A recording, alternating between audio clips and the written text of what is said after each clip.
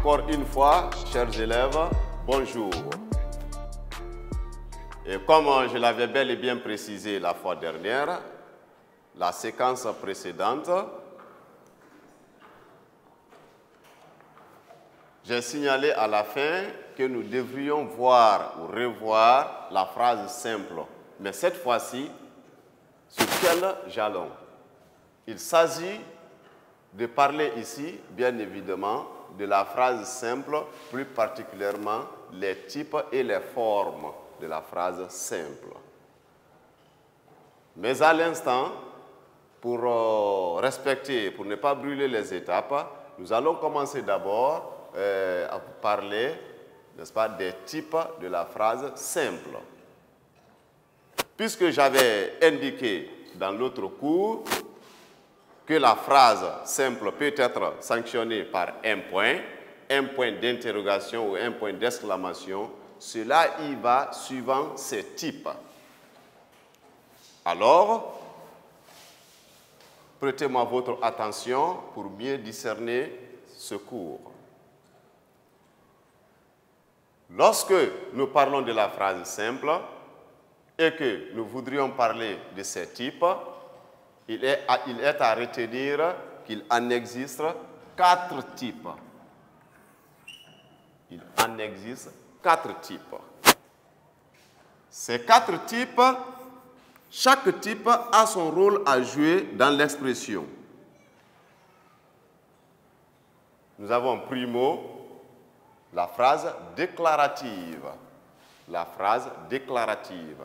Comme son nom l'indique, c'est une phrase qui permet de déclarer quelque chose afin de mettre ce fait à la connaissance des autres.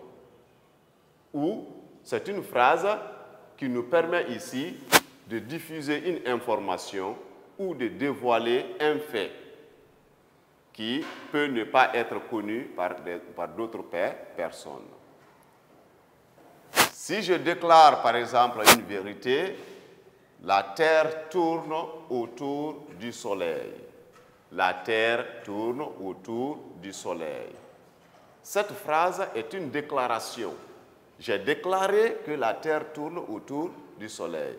Et j'ai informé que la terre tourne autour du soleil.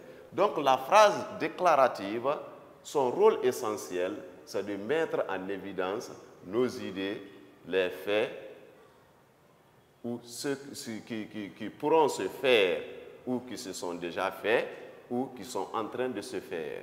Mais la phrase déclarative a pour rôle essentiel, n'est-ce pas, de donner des informations ou mettre une idée cachée à l'évidence pour qu'elle soit vue aussi des autres.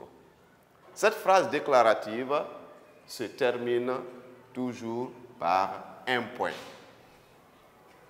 Je dis bien, la phrase déclarative permet de communiquer une information et elle est toujours sanctionnée par un point, comme le prouve notre exemple. La terre tourne. Bien. Ensuite, nous allons vous parler de la phrase exclamative. La phrase exclamative est une phrase qui est caractérisée par l'exclamation, c'est-à-dire une élévation de ton qui peut être liée, n'est-ce pas, soit à un sentiment de joie, à un sentiment de colère, de détresse, de tristesse, de douleur. Et cette phrase est toujours sanctionnée par un point d'exclamation. Bien que la phrase exclamative est une phrase qui est caractérisée par l'exclamation, c'est-à-dire une élévation de ton dans la parole, qui peut être un cri lié souvent à une joie ou soit à une colère, donc en un mot qui est lié à une émotion. Donc la phrase exclamative ici permet d'exprimer des sentiments d'émotion. Et elle est toujours sanctionnée par un point d'exclamation. Ce point d'exclamation désigne ici ou indique ici l'élévation du ton qui doit se faire sentir dans la lecture. C'est pour vous dire que lorsque vous voyez un point d'exclamation à la fin d'une phrase, alors il faut se dire que cette prononciation doit être accompagnée d'une certaine élévation de ton, de telle sorte qu'on crie. Si je dis « comme tu es fort », là, je n'ai pas bien lu cette phrase. Pour bien lire, je dois montrer la valeur de ce point d'exclamation qui est là. Comme tu es devenu fort, là, j'ai respecté l'exclamation. Donc, comme je vous l'ai bel et bien dit, la phrase, n'est-ce pas, commence d'abord par le type déclaratif qui permet de donner une information. Ensuite, nous venons au type exclamatif qui permet d'exprimer les sentiments d'émotion, soit des cris de peur, de joie, de douleur, ainsi que tout ce que cela suppose. Donc, la phrase exclamative a son rôle dans l'expression.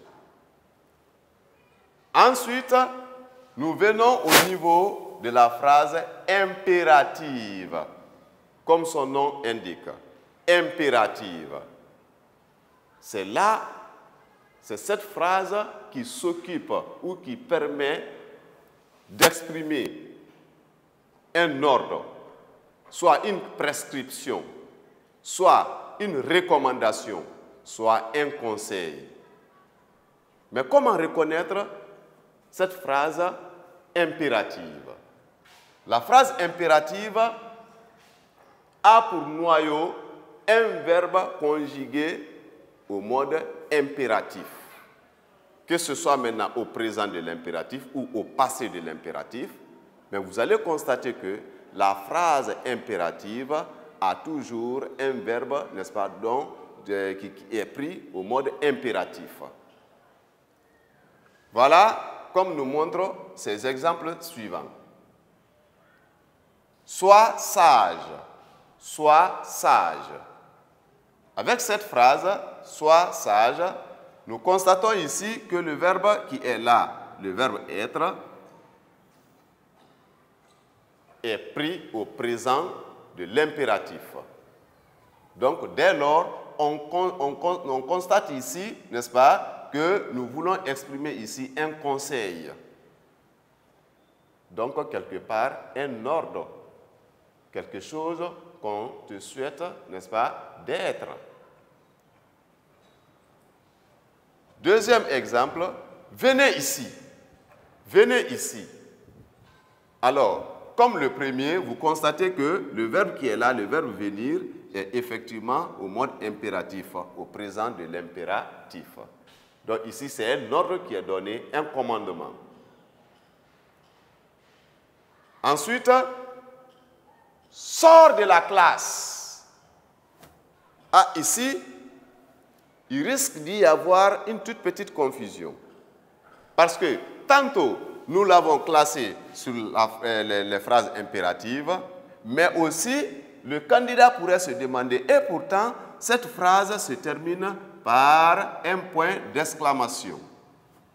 Alors, arrivé là, moi je vous dirai qu'il est question ici de considérer avant tout le verbe ici qui est pris au mode impératif. Parce que le point d'exclamation qui est là peut appartenir non seulement à une phrase exclamative, mais aussi à une phrase impérative. Parce qu'on peut donner un ordre avec un ton apaisé, tout comme on peut donner un ordre avec un ton violent.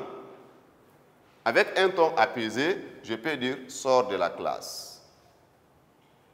Mais avec un ton violent, accompagné de colère, je peux crier sur l'élève.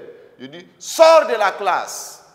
Dès lors, vous allez constater que l'expression, le cri qui caractérise mon expression est symbolisé ici par le point d'exclamation. Mais en réalité, le verbe qui est là est pris au mode impératif. Dès lors, c'est le verbe qui est prioritaire. C'est le verbe que nous priorisons ici. Et pour conclure enfin que cette phrase est une phrase impérative. Ce n'est pas seulement les 3 premiers exemples qui servent à exprimer le ton impératif. Puisque le mode impératif n'utilise pas la 3e personne du singulier ou la 3e personne du pluriel, alors pour exprimer le ton impératif, dans ce sens, là, il faut forcément passer par le subjonctif. C'est cet exemple qui est là. Quand vous regardez ici, le verbe n'est pas au mode impératif, mais la structure qui est là permet d'exprimer le ton impératif, c'est-à-dire permet d'exprimer un commandement ou un ordre. Et voilà, c'est ce qu'on appelle le mode subjonctif en proposition indépendante. C'est l'une de ses importances. Alors, quand nous disons ici qu'ils viennent tout de suite, ici, c'est un ton d'imposition qui est là, c'est un ton impératif, un ton obligatoire, un ton de commandement qui est là, mais pourtant le verbe n'est pas à l'impératif. Le verbe est au subjonctif. Donc c'est pour vous dire que ce n'est pas seulement le mode impératif qui permet d'exprimer le commandement, mais on peut aussi passer par le mode subjonctif pour exprimer le commandement. Mais cette fois-ci, c'est lorsque nous avons besoin de l'exprimer à la 3e personne du singulier. Il en est de même que le dernier exemple qui est là. Ici, nous avons exploité l'idée en tant que phrase simple, donc en tant que proposition indépendante, qu'ils viennent tout de suite. Mais cette fois-ci, nous avons employé ce mode subjonctif dans une relation de subordination, c'est-à-dire en plaçant une proposition principale. Dès lors, si dans ce premier cas-là, qu'ils viennent tout de suite, Q apostrophe ici est appelé particule conjonctive. Dans ce deuxième cas, Q apostrophe est appelé conjonction de subordination parce que là, il joue son rôle réel. Il joue son rôle réel, mais ici, il joue un rôle en moitié. C'est pourquoi on l'appelle ici particule conjonctive. Donc, dès lors, dans ce dernier exemple, il faut qu'il travaille, c'est encore un ton impératif qui est exprimé, mais sans passer par le mode impératif. C'est-à-dire, effectivement, en passant par le mode subjonctif. Donc, retenons que le point d'exclamation appartient à la fois à la phrase exclamative, mais aussi, on peut le retrouver aussi au niveau des phrases impératives, suivant le ton d'expression. Et comme 4e type, nous avons ici la phrase interrogative. La phrase interrogative. Comme son nom l'indique, c'est une phrase qui permet d'interroger. Et interroger consiste à poser des questions. Alors, c'est une phrase qui permet de poser la question. Alors, comme cette phrase permet de poser la question, alors elle est caractérisée par un point d'interrogation qui se place à la fin. Mais en fait, en posant la question, il y a 3 tendances que nous allons évoquer ici. Il y a le contexte formel, informel et familier. C'est pour dire qu'on peut poser la question de façon respectueuse par rapport à une personne qui est un peu supérieure à nous.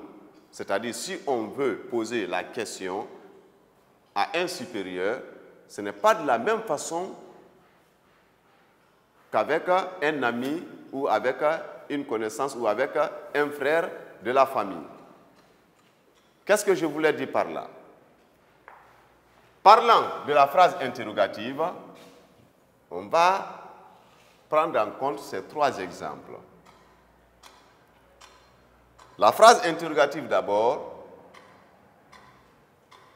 c'est une phrase qui permet de poser la question. Mais cette phrase interrogative peut effectivement exister sous forme déclarative lorsqu'on veut faire la déclaration. On peut dire « Papa est venu ». Mais pour combler la curiosité à savoir si papa est venu ou pas, là, on est contraint de poser la question. Là, on dira « Papa est-il venu ?» Papa est-il venu? Première possibilité. Deuxième possibilité, est-ce que papa est venu? La deuxième possibilité, est-ce que papa est venu? Deuxième possibilité. Troisième possibilité, papa est venu. Là, ici,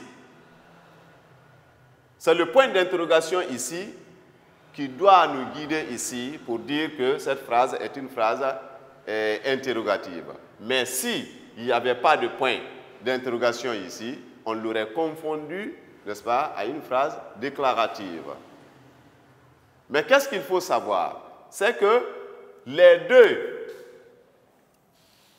deux derniers exemples sont utilisables face à des personnes, soit de notre catégorie, ou des personnes avec qui, n'est-ce pas, il y a une connaissance, au moins, avec qui on s'est familiarisé.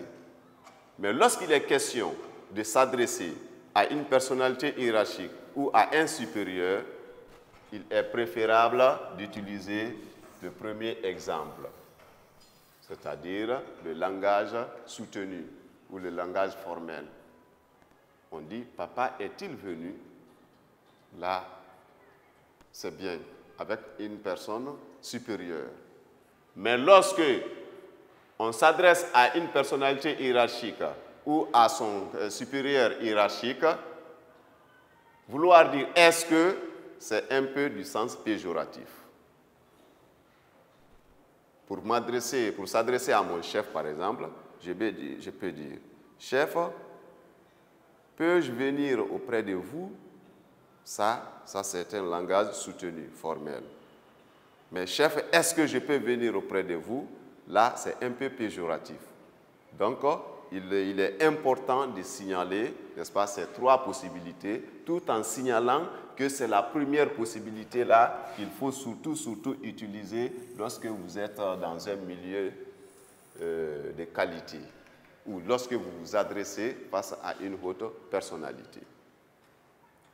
Alors, à partir de là,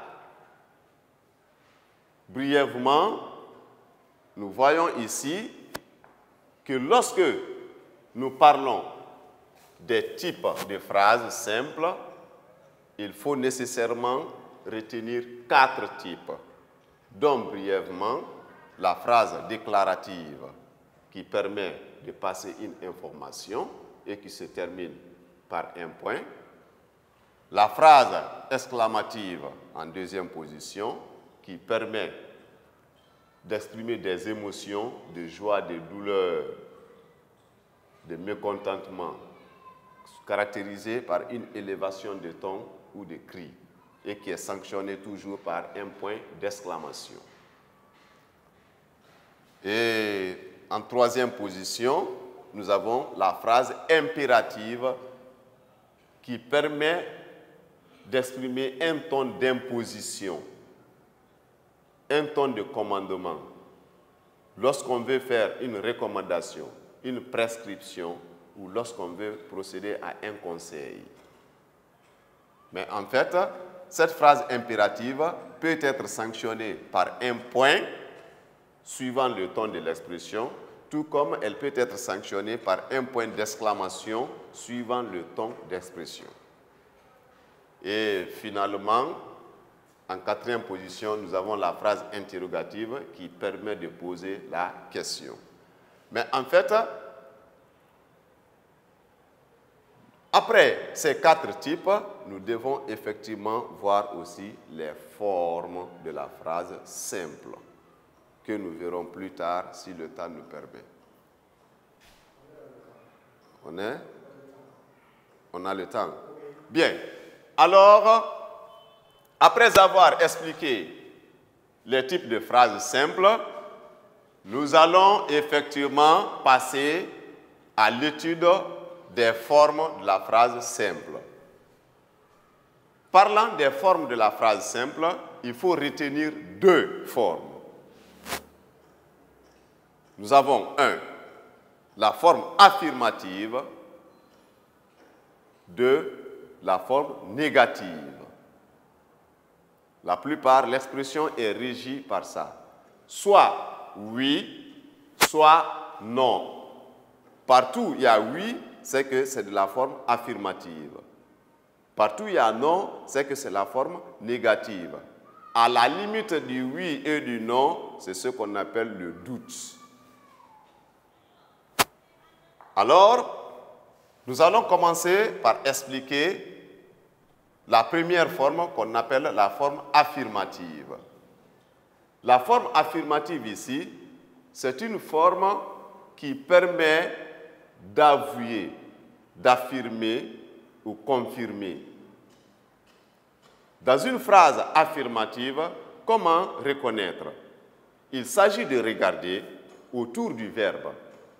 Si vous constatez des adverbes de négation autour du verbe, c'est que la phrase est négative. Mais lorsqu'il n'y a pas d'adverbe de négation autour du verbe, alors la phrase, elle est affirmative. Regardez l'exemple. Bintu danse. Bintu danse. Dans cette phrase, je vais voir si la phrase est affirmative ou si la phrase est négative. D'abord, je sais que cette phrase est de type déclaratif. Cette phrase a déclaré que Bintu danse. Mais dans quelle forme? Est-ce que c'est dans la forme affirmative ou négative? Je regarde autour du verbe. Et voilà le verbe qui est là. Qu'est-ce que je constate? Ici, le verbe n'est pas entouré de part et d'autre d'adverbes de négation.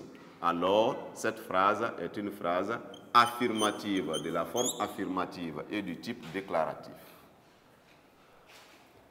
Vous allez constater que, par rapport à la question posée, qu'on voudrait répondre de façon affirmative, vous allez constater que la forme affirmative est souvent caractérisée par des adverbes d'affirmation, tels que oui, justement, effectivement, si.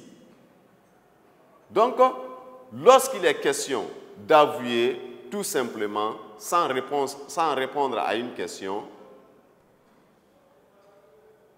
si le verbe n'est pas entouré d'adverbes de négation, la phrase est à la forme affirmative. Mais en répondant à une question de la forme affirmative, vous allez constater que l'expression est caractérisée par des adverbes d'affirmation, tels que oui, tels que si. Est-ce que Bintu danse? Oui, Bintu danse. Oui, Bintu danse. Cette expression ici est caractérisée ici. Non seulement au niveau du verbe, il n'y a pas d'adverbe de négation. Cela prouve effectivement que c'est la forme affirmative. Mais l'expression est accompagnée effectivement aussi par un adverbe d'affirmation qui est oui. Si peut être effectivement aussi un adverbe d'affirmation, mais suivant le contexte. Si est égal à oui, mais on ne les emploie pas dans les mêmes sens. Si est répondable, comment dire, nous pouvons donner, n'est-ce pas, la réponse si, c'est lorsqu'on nous pose une question de la forme négative. Lorsqu'on pose une question de la forme négative. Là, pour répondre à la forme affirmative, nous pouvons dire si, c'est-à-dire Bintou ne danse-t-elle pas? Bintou ne danse-t-elle pas? Nous avons ici une phrase interrogative ici, mais de la forme négative. Pour donner cette réponse affirmative, là on ne dit pas oui, Bintou danse, mais plutôt on dit si. Donc si est un adverbe d'affirmation, mais qui vient en réponse d'une phrase interrogative de la forme négative. Donc ici, il est question de retenir, n'est-ce pas, ces théories sur la forme affirmative de la phrase. Après la forme affirmative, nous avons petit b, la forme négative.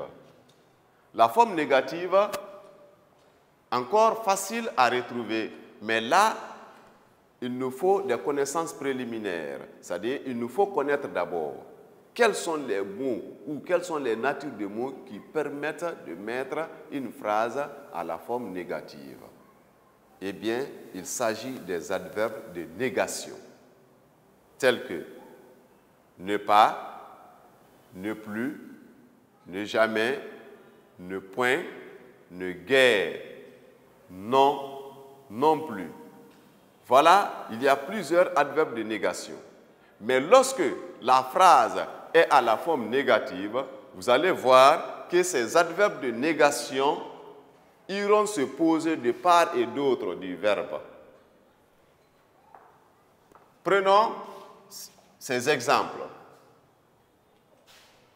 Exemple numéro 1, Bintou ne danse pas. Bintou ne danse pas. Dès lors, ici, nous constatons qu'il y a le verbe ici, et voilà son sujet, Bintou. Mais qu'est-ce que nous constatons autour de ce verbe? Nous constatons que ce verbe est entouré d'adverbes de négation, ne pas. Dès lors, il y a l'existence ou la présence des adverbes de négation autour du verbe. Cela déduit automatiquement que la phrase est de la forme négative. La forme négative est effectivement caractérisée par les adverbes de négation. Est-ce que Bintou danse? Je veux répondre par la négation. Non, elle ne danse pas. C'est encore une possibilité. Je peux dire Bintou ne danse pas. Je peux dire encore non, Bintou ne danse pas. Ou bien non, elle ne danse pas. Donc voilà les adverbes de négation, ne pas. Les adverbes de négation permettent de nier un fait, un état, une action. Mais dans certains cas aussi, on peut utiliser les adverbes de négation pour marquer l'insuffisance. Pas une négation totale, mais une insuffisance. C'est le cas qui est là. Elle n'est que cinquième de sa classe. Elle n'est que cinquième de sa classe. Cela ne veut pas dire qu'elle n'est pas cinquième de sa classe, mais son rang est insuffisant. Voilà encore l'un des rôles des adverbes de négation. Ces adverbes de négation ici, c'est le N apostrophe par élision pour éviter le hiatus qui est là et accompagné, n'est-ce pas, en rapport avec que. Les deux ici donnent la valeur d'un adverbe de négation, mais dans le sens d'expression d'une insuffisance.